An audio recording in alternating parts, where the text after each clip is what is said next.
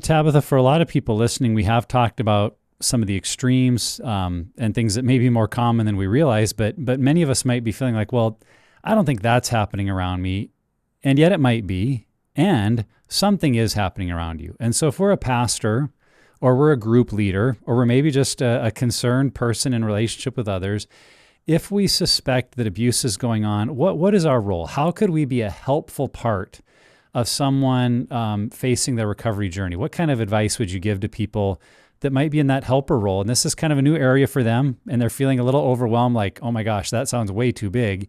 What are things they can do? How would you encourage them to be involved? Yeah, if you start to notice those patterns of power and control. Now, let's say you have a guy in your group, you're, one of the seven pillars leaders, and you're listening and you're like, what? And they're not coming to the table. It's all their spouse's fault, right? Because clearly their spouse is a narcissist, right? Like that's got to be the problem. Then that is something where you go, that's not a humble heart. And you can call that out. Like, man, I think we're supposed to be talking about you here, right? Tell me more about that. If you start to be worried, like, I think this might be going on. And if you have permission, if you're allowed to approach the spouse, then say, hey, I just want to check in. How are things? Yeah. And give them space and know that victims often give you just a little bit at a time because they're trying to see if you're safe. And so you're not going to get it in order because the amygdala does not think in order. No time and space and chronology. That's your prefrontal cortex, the thinky parts. They're all up in the feely parts with abuse. And so know that you might not get things in order and you're not going to get everything at once because they need to know you're trustworthy.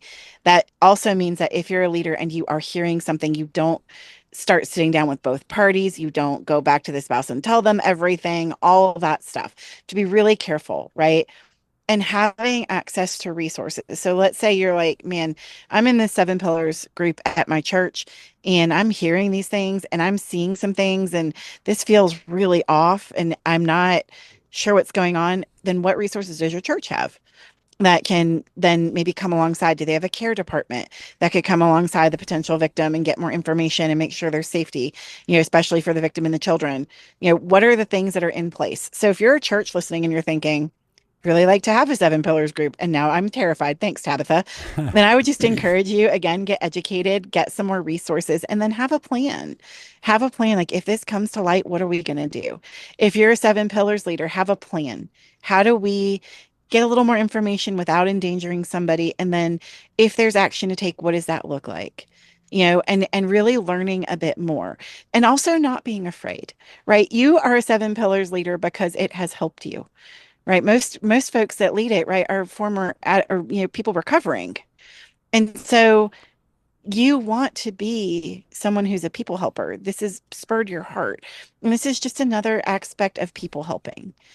And so what does that look like for you? Well, it might look like going to your pastor. It might look like giving someone a resource. It might look like praying. It should definitely look like praying, and all of those things. And then talking about destructive tendencies and just making mention of it, like, hey, in your addiction, what kind of destructive tendencies have you had? And asking some of those questions, using the material that is in the Seven Pillars program to help you out Yeah. with that is really helpful.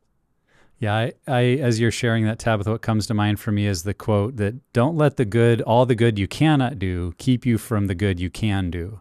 So don't let, the fact that you're not a counselor, you don't know everything, keep you from some of the things you can do. If you suspect someone may be a spouse who is suffering, is a victim, coming alongside of them, just saying, what do you need? What support? How can I be a part of moving you towards safety?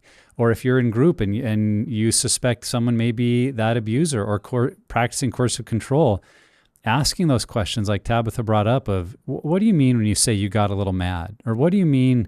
Mhm. Ask those questions and try to get to the truth. And if you discover that there's more there, being that encouraging voice to say, we love you so much, to say you need to get some professional help.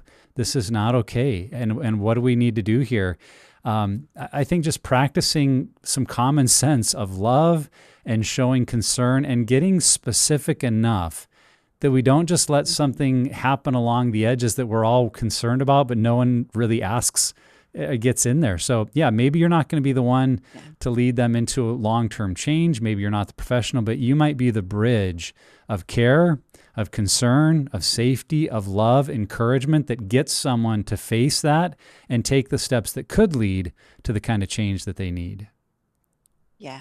And I would also say for, the facilitators of groups, know your resources locally, Yeah. right? Know your local domestic violence shelter, know your local therapists that know what they're doing. If you need help with that, I'm absolutely happy to help figuring that out. And also know your biblical counselors. There are some biblical counselors I would not trust with abuse to save my soul, but there are some that are excellent. And, someone like me who knows a lot of them can absolutely help you get to the right ones if that is, helpful. So really looking at what resources do I have so that you aren't going it alone. If you've seen one case of abuse, you've seen one case of abuse because they all have their nuances.